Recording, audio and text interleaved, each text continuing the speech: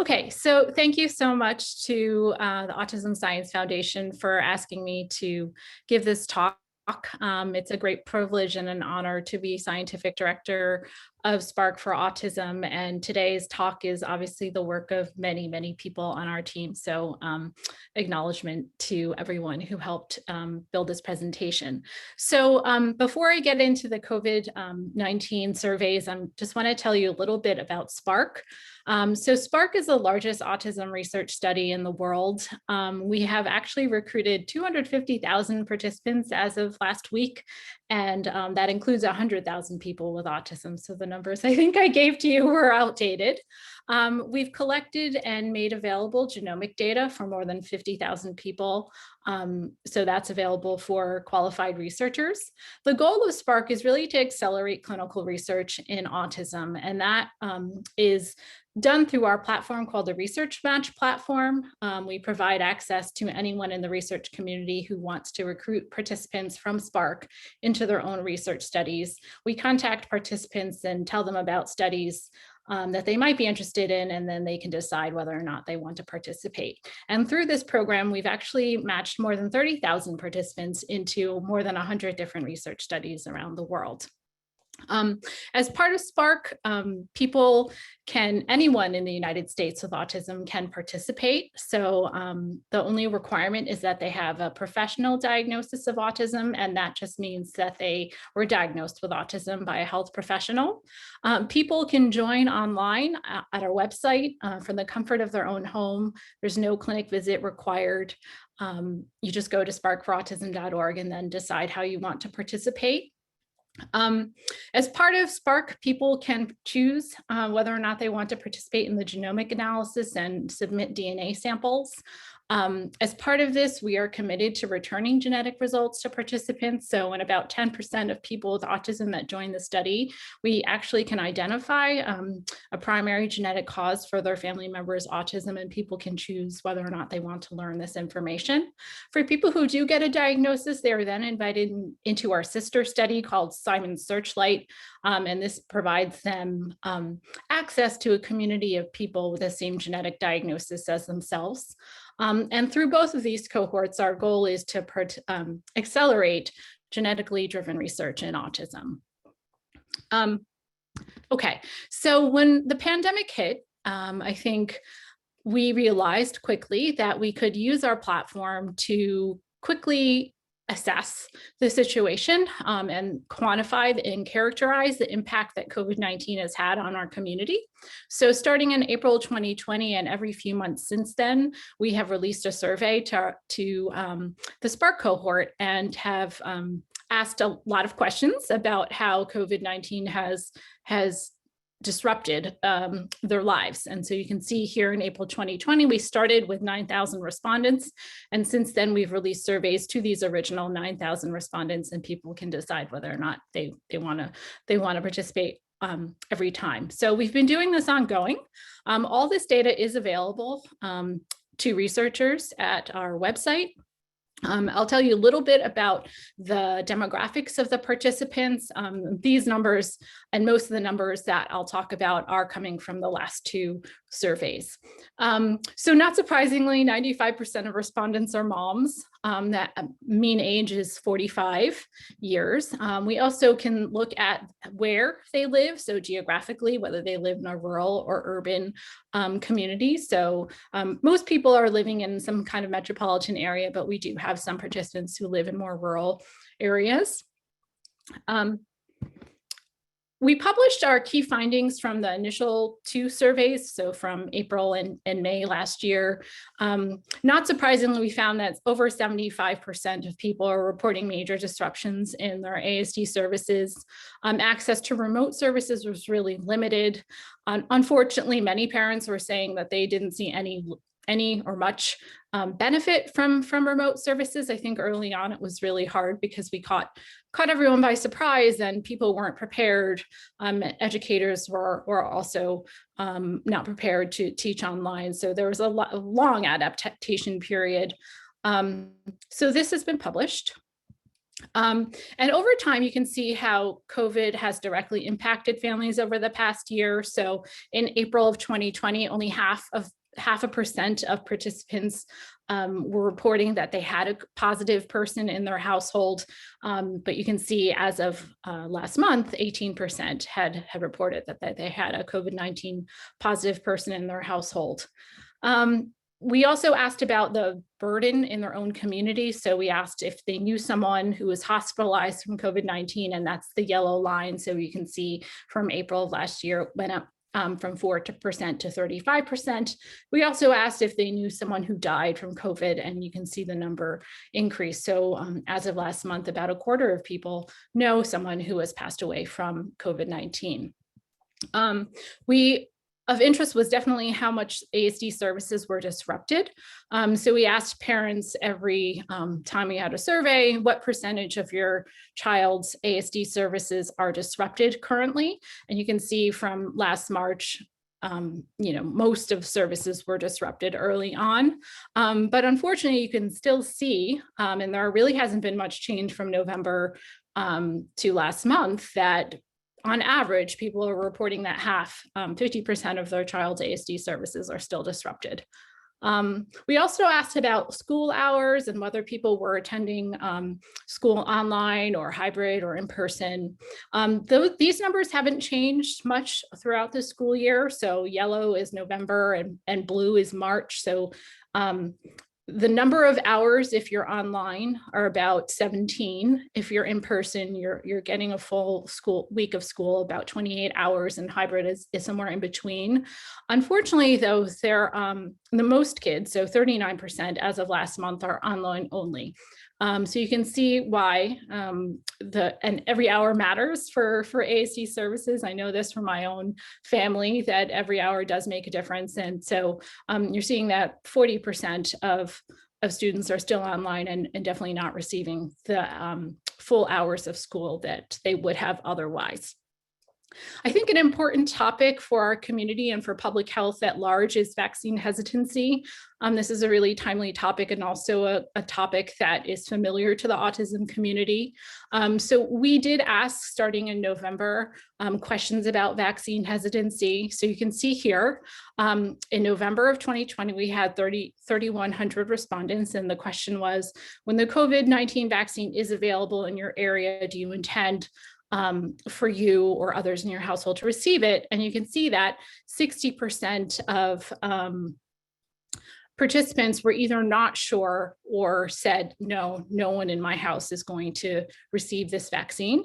On a positive note, you can see that this has decreased. So as of last month, this 41% has changed to 13%, saying they're not sure. So the percentage of people who are unsure has been reduced. The percentage of saying no one in my household is about the same, a little less. And so you can see that as of last month, a quarter of people surveyed were either unsure they were going to receive it or were sure they were not going to receive it. Of course, we're interested in the reasons why. So we asked why. And when people are unsure, so this is 386 people from last month, the top reason is a concern about safety. So 62% said they were concerned about safety. That's why they were unsure. They're also concerned about whether it was going to be efficacious or not. Half of people said they weren't sure what information to trust about the vaccine. And you can see the other percentages. I think 10% of people said they already had antibodies and they felt they were already protected. And you can see that 16% of people were saying that I'm immunocompromised and I can't take this vaccine. We also asked the same question of people who are definitely not going to take the vaccine. You can see the concerns on safety and efficacy are high. But you can see here that a large percentage of people, so 41% of people, believe that natural immunity is better. You can compare that to the people who are unsure, and that's just 14% of those people. So these are two different groups, likely, of people. We also looked at factors of what correlates with either vaccine hesitancy or vaccine refusal. So we looked at education level, where they lived in the country geographically, how much exposure they had directly to COVID. So whether or not COVID was within their household, or whether or not they knew someone who died or passed away. We also asked a series of questions about social distancing, like how much social distancing did you practice in the past week? And I'll show that. We also can look at whether or not the person's family member with autism and whether the severity of the autism had any, bearing on or correlation with hesitancy or refusal. And a long time ago, when the person registered, there was a series of questions about what they believed were contributing factors to their autism, and vaccines was one of them. So we looked at whether or not they endorsed that when they registered. So you can see here that education level doesn't have any correlation with being unsure. There is an effect on vaccine refusal, but it's not a linear correlation. So I think just more data will clarify whether or not education level bears in mind an effect on refusal. Living in a rural county had somewhat of an effect. Whether or not they've had someone in their household with COVID had a little bit an effect. Whether or not they knew someone who died had no effect. Interestingly, whether or not they practiced social distancing or worn a mask in the past week had a very strong correlation with vaccine refusal. So there were about 29 people, so 1% had endorsed, no, I don't social distance, no, I don't wear a mask. And almost all of the people who endorsed that also said they're refusing to take the vaccine. Whether or not someone's family member had cognitive impairment doesn't have an effect, but you can see that if they had said a long time ago at registration whether or not they believe the vaccine had anything to do with their family member's autism did have a correlation. And just to end on a positive note, you can see that 50% as of March had one person in their household who has received the vaccine so far, and 20% of people with autism in these people's households also have received the vaccine. And when we do the survey, in the future, I'm sure this number will increase. So just to summarize, anyone in the United States can join Spark. Our goal is to accelerate research and to understand the causes of autism. We've been using our digital platform to survey our community throughout the COVID-19 pandemic and looking at vaccine hesitancy and vaccine refusal. And we know that these are important issues for all of us and for our public health. And future surveys will continue to investigate access and hesitancy to the COVID-19 vaccine. And many other scientific topics. And so I just want to acknowledge the thousands of participants that have donated their time and effort to Spark, and we thank them for their data, because without data we couldn't do anything.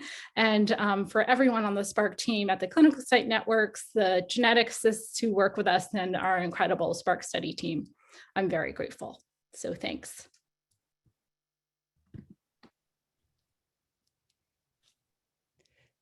Thank you, Dr. Feliciano. That was an amazing talk. I have a ton of questions, but before I ask them, I want to make sure people know that they can put their questions in the Q&A box. And if they're not answered live, then Dr. Feliciano can try and answer them literally through the Zoom. So I have a lot of questions about the data itself, but I want to skip straight to vaccine hesitancy. So I feel like the good news is that the autism community is no more or less hesitant than the general community. I did a little bit of research last night and found anywhere between 25 to 33% of families without autism are also vaccine hesitant. How do you think that is going to, that the vaccine hesitancy is going to affect services provided to families affected with autism, since vaccines seem to be one of the ways that we're able to get back to being in person and providing services that families with autism need? Yeah, I mean, I think that it really depends on the family. And I know anecdotally, I have talked to a lot of autism moms who are hesitant. And it sounds to me, at least the ones I've talked to, like if it was required or if they really had to, for their kid to have certain services, they probably will change their mind. And I think just the more people that are vaccinated and the more data that we all have showing how efficacious it is and how safe it is, compared to the risks of getting COVID. I think it will be an individual decision, and I think many people will go from being hesitant to taking that vaccine. And we can see that already in the data, see how much it's changed. So 41% in November, and this was before anyone got the vaccine starting in December, and then it's gone down from there. Yeah, and I also understand, I don't know if you did any analyses on the age, if there was an effect of the age of respondent, because I Yes. understand that there's been younger people, for whatever reason, are more hesitant to get the vaccine. Right. Yes, we definitely haven't had time to look at it all. The survey just closed a few weeks ago, but that's definitely one thing to look at, age bracket. We have another question about vaccine hesitancy and whether or not there's data on whether or not the limited vaccine availability early on may have impacted hesitancy. Do you know anything about that? Sorry, I Oh, got so distracted by limited the. vaccine has limited is hesitancy impacted by vaccine availability? I'm sure that it is. I think just as time goes on, as more people have access, that will change. I'll be really interested to see what happens if when we release the survey again. Mhm. Because I think even since March, since there's been so much change just in the past few weeks of access. So we'll see how it changes. So somebody else brought up a point, and I'm glad they brought it up, that there was a recent paper that showed that people with developmental disabilities, including autism, but not limited to autism, were actually had a higher mortality, one of the highest mortality rates In COVID. with Mhm. COVID, right? Right, So obviously there were also other groups that had higher, right, high mortality rates, like right. lung disease and lung cancer. But do you think information like this might help alleviate some of the concerns about vaccine hesitancy? It's possible. I mean, I think that the more that we can message the potential risks and the potential benefits of vaccines, the risks of COVID and the benefits of vaccines, I think that definitely can help. I think that the people who are hesitant, it's clear they're really worried about safety. And data that shows that it's safe will help if that's the main concern. Um, and it does seem like they're just people. A lot of people are just sort of in this wait and see period, and since the kids are mostly online anyway and not going to Mm. school, I think people are just kind of in this waiting period. But we'll see as things open up and more in-person services are available. Thinking about summer camps and what's going to happen over the summer, I don't know. So let's get back to Spark. There's a question about how many adults are enrolled in Spark. Do you happen to have any Yes, sort I of don't have the number number off off the the top top of of your my head? head, but there are, and there are different papers actually out there in the literature on surveys of autistic adults. So I can, yeah, if Yeah, there have been different surveys, I just didn't discuss them here just for time. so also there's a question about telehealth, right? So what in your survey, in your Spark survey at least, what were some of the beneficial or detrimental effects, or were they asked about telehealth? I mean, how did telehealth help? Yeah, I mean, we definitely ask a series of questions on the parents' perceived benefit of telehealth. I definitely think anecdotally we've heard positive and negative things about it. I mean, there's a lot of decrease in social pressure online, and so sometimes there have definitely been situations where people with autism are having an easier time using online platforms, but obviously attention is a problem and it's really hard to focus on a screen. as opposed to a live person instructing you in front of you. So we can take a closer look at that. I also want to congratulate your collaborators at Spark who have been jumping in with answers to the how many adults Oh, are great. Spark. Thank So, you. 15,303, I think is the Thank you. number It's with probably ASF. Amy. So thank you Thank to the you. whole Spark team for being so on top of it. Yeah. Actually someone's asking a question and I want you to answer it, but then our next speaker is also going to be able to address it, which is due to the complete shutdown of the pandemic. Do you feel that there was a delay? Do you think that there might have been a delay in diagnosing some children with autism?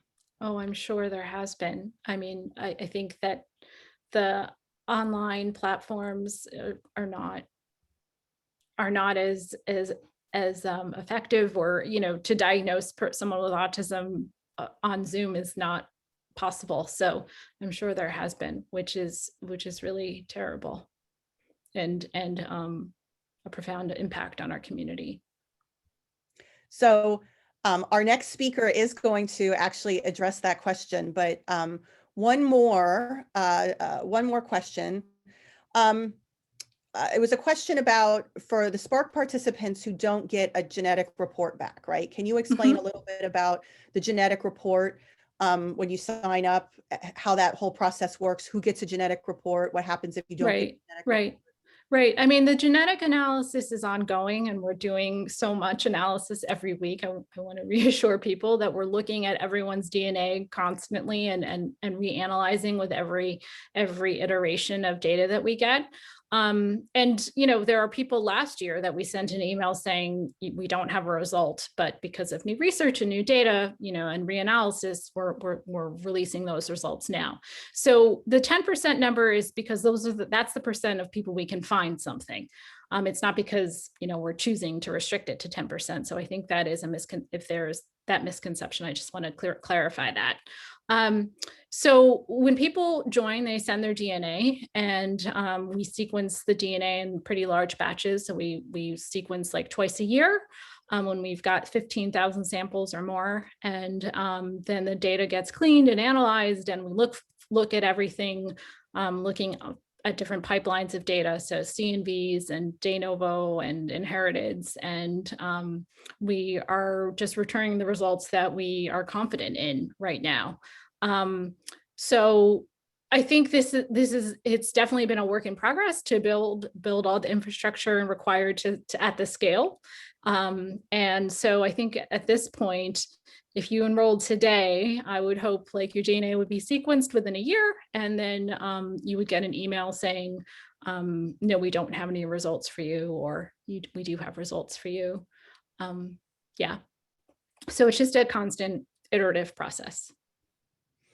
So I have one more question, and I do want to ask another vaccine question. We don't want to there have been some things about the pandemic that families with autism have appreciated. We had ASF had a webinar about how some people with autism prefer to use a virtual platform. Yep. So someone had asked about anything that was positive or life enhancing about the experiences, especially among autistic adolescents and young adults. So I know there's some data you have on it, but maybe you can explain a little more. Gosh, I think that's actually a good question for a future survey, to specifically ask questions about what are the positives that have come out for you. I mean, I know for my own teenager with autism, he's like super good about logging onto Zoom now. Like he can just log on to his PT appointment without me remembering or at all. So I think there's been a lot of independence and comfort with digital platforms. That's definitely been a positive. So I think that's a great question for a future survey. And one question back to vaccines, and this one, there's a lot of vaccine questions in here, but this one Spark may have been able to capture is, well, two is one, if you asked about side effects when people with autism were getting the vaccine versus their family members, and if there were any more side effects of the vaccine. We didn't ask questions about side effects. We definitely can though. Okay. in our upcoming surveys.